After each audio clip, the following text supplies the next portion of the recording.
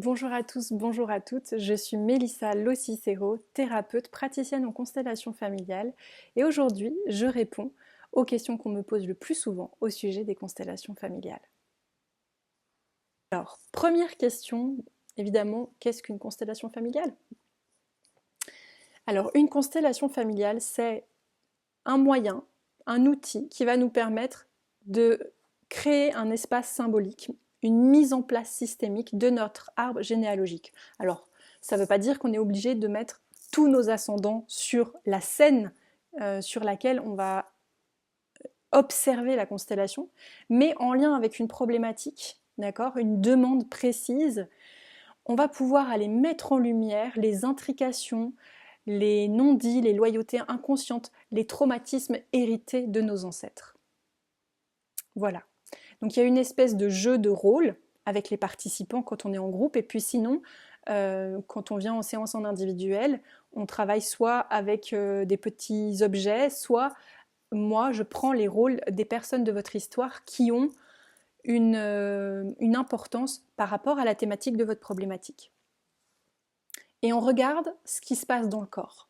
Voilà, c'est le corps qui donne à voir ce qui est en attente d'être libéré. Quelle est la différence avec d'autres thérapies? Alors, je pense que chaque outil a sa spécificité et qu'il y a beaucoup d'outils qui sont extraordinaires pour faire du traitement de trauma. Mais là, on est dans vraiment quelque chose de particulier. On fait du trauma transgénérationnel. Donc, la première chose qui, à mon sens, est assez particulière en constellation familiale, c'est que on va pouvoir ressentir dans le corps le vécu soit d'une personne qu'on n'a pas connue en tant que représentant, soit d'une personne qu'on n'a pas connue mais en tant que descendant. Et ça, c'est extraordinaire. Deuxième chose qui est importante dans les constellations familiales et qui est pas partout dans toutes les thérapies, c'est que le mental est complètement oblitéré. On ne s'occupe pas d'interpréter une scène, on va vraiment poser notre attention sur le corps, le ressenti du corps, et c'est lui qui guide toute la constellation. Alors, qui peut participer à une constellation familiale? N'importe qui. Alors, en général, pas les enfants, évidemment, mais n'importe qui. On peut venir pour un problème personnel ou on peut venir sur une thématique plus professionnelle. Enfin, il y a vraiment, tout peut être abordé en constellation familiale. Et surtout, quand on participe à un groupe, même si on prend le rôle de représentant dans la constellation de quelqu'un d'autre, on est tout à fait à même de ressentir dans son corps. Souvent, les gens qui arrivent jusqu'à moi, je souris parce que c'est quelque chose qui revient systématiquement. On est dans le cercle, on a posé le cadre de l'espace de travail en constellation, et puis il y a des gens qui me disent « Oh là là, j'ai peur de ne pas savoir ressentir, mais comment on fait ?» Et je dis toujours, il n'y a rien à faire, ça se fait tout seul. En fait, le corps, il est tout de suite branché sur le champ. Voilà. Il y a un champ dans lequel on capte les infos, et intuitivement, le corps sait. Le corps sait que la grand-mère a vécu un inceste. Le corps sait que le grand-père a fait la guerre. Et notre corps, même si ce ne sont pas des membres de notre famille, va nous donner toutes les informations dont on a besoin pour aller libérer ce qui a besoin d'être libéré. Donc n'importe qui peut faire des constellations familiales. Comment se déroule une séance? Bon, bah là je vous en ai un petit peu parlé. En fait, donc quand on est en groupe, on a vraiment les personnes qui sont dans le groupe qui vont prendre des rôles dans la constellation de la personne qui pose sa demande. Et en tant que représentant, d'accord, par exemple, Jacques va représenter Marcel dans l'histoire de Pauline, voilà. Et ce représentant, qui prend le rôle d'un autre, d'accord, d'un grand-père, d'un père, d'un arrière-grand-père, ou cette représentante d'une mère, d'une grand-mère, d'une arrière-grand-mère, ou d'une fille, peu importe, il va avoir des ressentis dans son corps, comme je vous disais tout à l'heure, et ce sont des mouvements spontanés.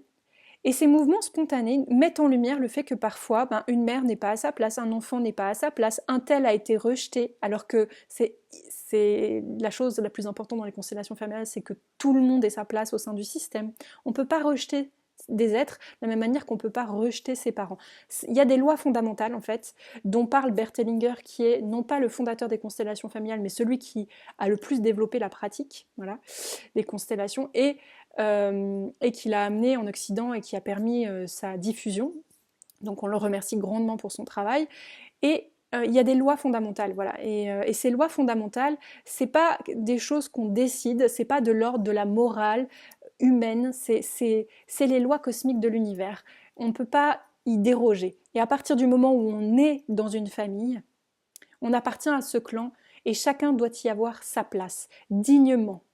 Même si on n'est pas en accord avec ce que certaines personnes ont fait, on doit pouvoir s'apaiser au sein de ce système-là, parce que c'est là d'où on vient et on ne peut pas être en paix dans son existence tant qu'on n'a pas fait la paix avec son arbre généalogique. Une autre question qu'on me pose fréquemment, c'est comment se passe une constellation familiale par téléphone? Et oui, parce que les constellations familiales se pratiquent en groupe, en individuel en cabinet, mais aussi par téléphone. Et ça marche excellemment bien. Voilà, qu'on se le dise. Alors, une constellation par téléphone, vous allez me parler de votre problématique et c'est moi qui vais prendre votre rôle et par téléphone, je vais vous dire tout ce qui se passe, tout ce que je ressens en lien avec votre thématique. Comme très souvent, la majeure partie des constellations, les gens sont assez fascinés par le fait que c'est si évident en fait. C'est-à-dire que ce que je ressens leur parle. Voilà. Et à partir de là, on déroule la pelote par téléphone. Je vous raconte encore une fois tous les ressentis que j'ai et on va pouvoir positionner des personnages avec des coussins et je vais vous dire voilà, là c'est votre père, là c'est votre mère et je vais prendre les rôles à chaque fois pour sentir ce qui a besoin en fait d'être conscientisé et aussi d'être libéré et apaisé. Comment choisir un thérapeute en constellation familiale? Très très bonne question. Alors, à mon sens, il y a deux choses. La première, c'est bien sûr d'où vient la personne, c'est-à-dire quelle est sa formation, constellation familiale. C'est important que vous alliez voir quelle est la formation de la personne, parce que c'est pas la même chose un thérapeute qui a vraiment fait une formation et un thérapeute qui a juste fait un module de quelques heures dans une autre formation. Voilà, parce qu'il y a beaucoup de thérapeutes qui sont thérapeutes dans un autre domaine et qui ont fait des fois des modules de quelques heures de formation en constellation familiale. Mais pour moi, une initiation aux constellations familiales ne remplacera jamais une formation complète en constellation familiale. Voilà. Et puis la deuxième chose, c'est est-ce que la personne, elle est compétente dans la prise en charge du psychotraumatisme? Ça, c'est important. Parce qu'en fait, il peut y avoir parfois des retraumatisations parce que quand on a une reviviscence, quand on revit par exemple un événement traumatique et que c'est pas traité sur le champ, on repart en fait en étant réactivé dans son trauma et ça c'est dangereux. Donc oui, il faut avoir une attention, vérifier comment sont formées les personnes vers qui vous vous tournez pour être accompagné. Voilà. Alors, autre question, combien de temps dure une séance et combien en faut-il? J'ai pas de réponse à cette question parce que c'est très variable. En fait, c'est vraiment un appel pour moi, la constellation familiale. Il y a des personnes qui sont venues à moi, qui ont fait une séance, ça a bouleversé leur vie. Il y a des personnes qui sont venues une fois et qui sont jamais revenues. Il y a des personnes qui sont venues une fois et qui n'ont jamais cessé de revenir. C'est hyper variable. Pour moi, c'est un appel, c'est-à-dire je sens l'appel de vivre cette expérience, d'aller explorer mon arbre généalogique et en fait, on peut très bien ne pas s'arrêter. Il y a toujours quelque chose dans notre histoire qui mérite d'être vu, d'être reconnu, d'être entendu. Et après, nos chemins d'âme sont tous très différents. Moi, je pense, et je dis toujours, c'est important que vous vous écoutiez, c'est important que vous soyez en lien avec vous-même et que vous entendiez en fait quelle est la justesse pour vous. Donc, il n'y a pas de réponse à cette question. Combien de temps dure une séance? Ça, je peux vous le dire. En général, on prend 1 heure de temps, voilà. Et combien il en faut? C'est vraiment propre à chacun parce qu'en fait, c'est un cheminement. Plus qu'une thérapie, c'est vraiment un cheminement intérieur. Est-ce que la constellation est compatible avec un suivi médical ou psychologique? Alors, important, les constellations familiales ne remplacent pas le fait d'aller voir un médecin quand il y a besoin, un psychiatre, une médication s'il y a besoin. Voilà. Pour moi, c'est un outil qui est complémentaire à un suivi thérapeutique. C'est pas une thérapie en soi. En constellation familiale, est-ce que je peux venir accompagner d'un visiteur de ma famille, par exemple mon enfant? Alors j'aime bien, d'un visiteur. Alors ce ne sera pas un visiteur, parce qu'à partir du moment, en tout cas moi je travaille pas comme ça, toutes les personnes qui viennent en constellation, je sais qu'il y a des personnes qui travaillent en ayant des représentants, c'est-à-dire des personnes qui viennent juste en payant leur place de représentant mais qui ne posent pas de demande.